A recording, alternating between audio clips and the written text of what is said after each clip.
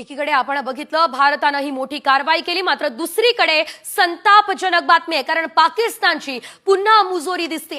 पाकिस्तानने नियंत्रण रेषेवरती गोळीबार केलेला आहे। भारतीय लष्करानं या गोळीबाराला चोख असं उत्तर दिलेलं आहे। लष्कर प्रमुख जनरल उपेंद्र द्विवेदी आता सीमेवर पोहोचलाय। जम्मू काश्मीरमध्ये तणाव वाढलेला आहे आणि या घटनेमध्ये कोणतीही जीवितहानी झालेली नसली तरी देखील या ठिकाणी पाकिस्तानची मुजोरी बघायला मिळते।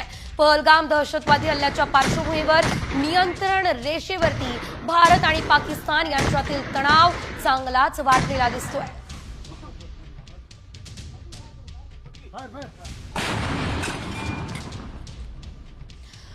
भारतानं आता पाकिस्तानला मात्र चोख असं प्रत्युत्तर दिलं। एलओसीवर पुन्हा एकदा तणाव दिसतोय।